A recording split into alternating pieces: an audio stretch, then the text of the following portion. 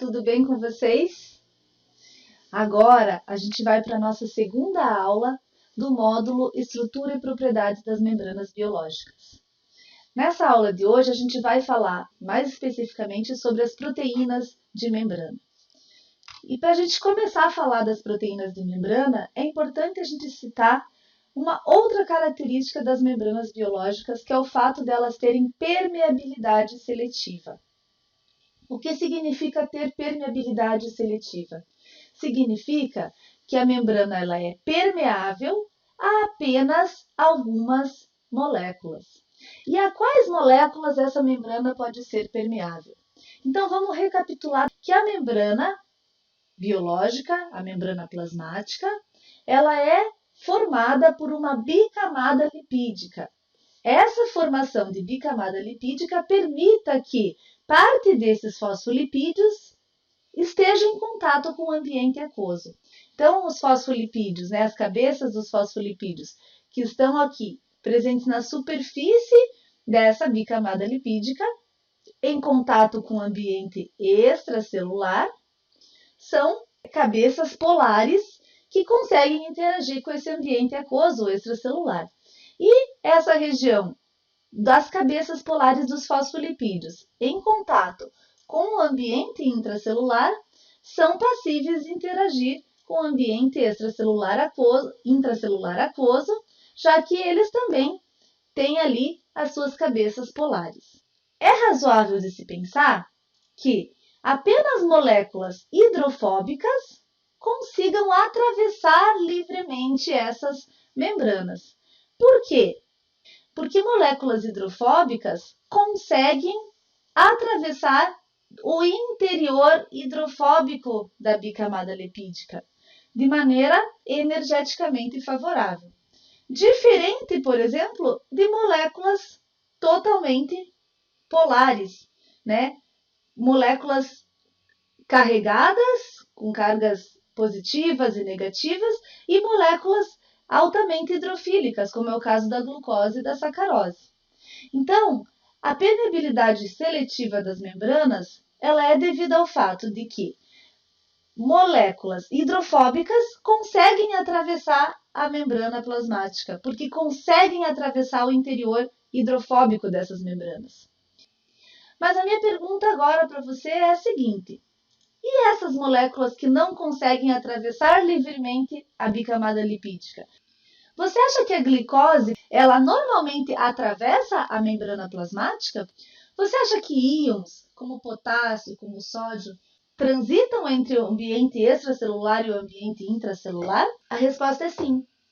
Esse transporte não é um transporte por simples difusão, e sim é um transporte mediado por proteínas de membrana. As proteínas, elas mediam a maioria das funções da membrana plasmática. Se você olhar para essa figura aqui abaixo, você vai ver que proteínas de membrana podem funcionar como transportadoras.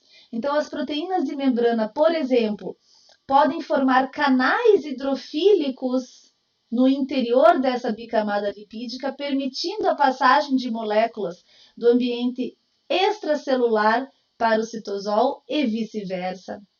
Proteínas de membrana, como essas destacadas aqui e esquematizadas em azul escuro, podem funcionar como âncoras, ou seja, como moléculas de adesão da célula em proteínas de matriz extracelular, como moléculas que aderem à membrana bicamada lipídica a proteínas do citoesqueleto. Além disso, além de funcionarem como âncoras, as proteínas também são as biomoléculas que compõem os receptores de membrana. Uma das formas que a célula recebe sinais do ambiente extracelular é através de proteínas que funcionam como receptores. Proteínas como essa esquematizada aqui, que tem um domínio de ligação para um determinado ligante, por exemplo, e quando esse ligante se liga nessa estrutura, isso desencadeia uma alteração de conformação molecular ou a ativação de domínios enzimáticos que catalisam, então, a transdução desses sinais extracelulares para o espaço citosólico. E proteínas de membrana também podem funcionar como enzimas. Um desses exemplos é o receptor, por exemplo, de insulina. Esse receptor é uma enzima. É uma enzima do tipo tirosina quinase. Essa é uma vasta capacidade das proteínas de membrana em atuarem em diferentes processos e funcionalidades da membrana plasmática.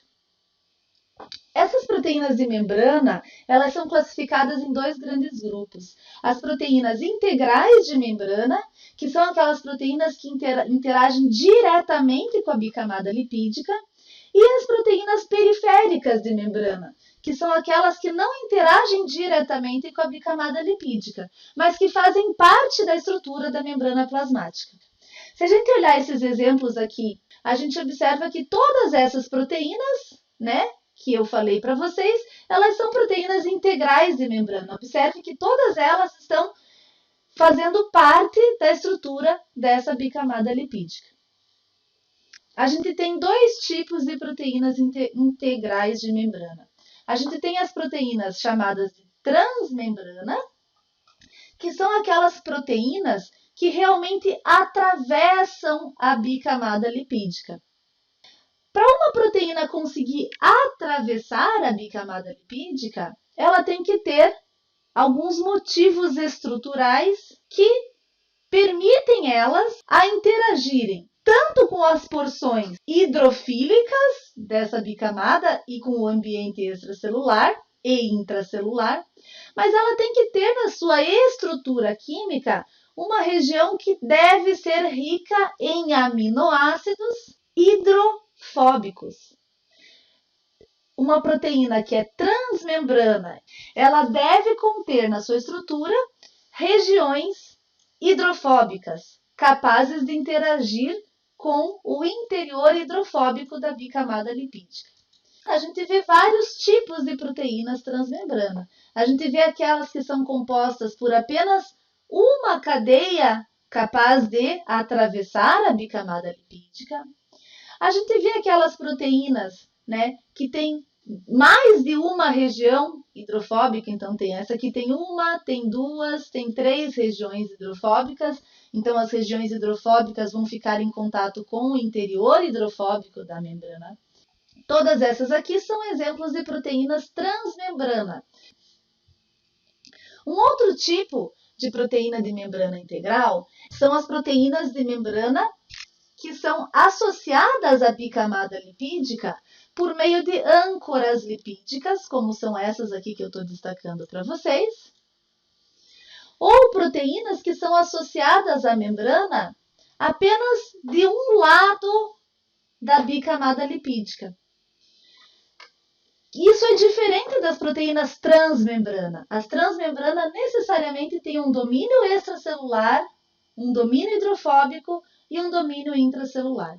As proteínas de membrana associadas à membrana, elas podem ter apenas um domínio hidrofóbico que não interage necessariamente com as duas lâminas da membrana biológica. E também são consideradas proteínas de membrana integrais aquelas que são ligadas covalentemente a lipídios que fazem parte dessa bicamada lipídica. Então, essas são as classes de proteínas integrais de membrana. As proteínas transmembrana, as associadas à membrana e as ligadas à membrana por meio de lipídios. A outra classe de proteínas de membrana são as proteínas de membrana periféricas, que eu falei para vocês que eram um tipo de proteína de membrana que não estava diretamente ligada à bicamada lipídica, mas que fazia parte da estrutura da membrana. Então, as proteínas de membrana periféricas, elas são ligadas à bicamada lipídica por meio de outras proteínas. Então, aqui em verde, você vê representado duas proteínas periféricas de membrana. Observa que essa proteína aqui é uma proteína que não está ligada na bicamada lipídica, mas ela está ligada em uma proteína transmembrana. Exemplos de proteínas periféricas de membrana são as proteínas da matriz extracelular. Então, essa daqui que está voltada para o ambiente extracelular, por exemplo, poderia ser uma fibra de colágeno. E também outro exemplo são as proteínas do citoesqueleto. As proteínas do tipo filamentos de actina, por exemplo, que fazem o que a gente chama de córtex celular. Então, aqui a gente vê um exemplo, né? Onde as proteínas de membrana periféricas podem ser ou proteínas da matriz extracelular, ou proteoglicanos, ou glicosaminoglicanos da matriz. Em contrapartida, proteínas do citoesqueleto podem interagir, então, com proteínas transmembranas, tornando-se, então, proteínas periféricas da membrana plasmática. Além dos lipídios e das proteínas, a gente tem um outro grupo de macromoléculas presentes nas membranas biológicas, que são os glicoconjugados. E dos glicoconjugados, eu acho que vale a pena a gente falar um pouquinho melhor sobre as glicoproteínas e os proteoglicanos. As glicoproteínas são proteínas que receberam covalentemente a ligação de cadeias oligosacarídicas. Essas cadeias oligosacarídicas, elas estão presentes sempre na porção, no domínio proteico que está voltado para o ambiente extracelular. E a gente vai entender o porquê disso quando a gente estudar a biossíntese dessas proteínas. Além de glicoproteínas, a gente tem também, na membrana plasmática, a presença de proteoglicanos. Então, os proteoglicanos são estruturas compostas, então, por um core proteico, certo? Que a gente está vendo aqui destacado. E esse core proteico é decorado com várias cadeias de um tipo de polissacarídeo denominado de glicosaminoglicanos, que são cadeias polissacarídicas e não mais oligosacarídeos, são polissacarídeos, né, compostos por carboidratos sulfatados. E esses proteoglicanos, por conta dessa presença alta de grupamento sulfato, são muito importantes nos processos de hidratação da matriz extracelular e da superfície celular também. O conjunto, então, das glicoproteínas e dos proteoglicanos, juntamente com os glicolipídios, faz com que a superfície celular seja uma superfície decorada com várias cadeias glicídicas, então formando o que a gente chama de glicocálix.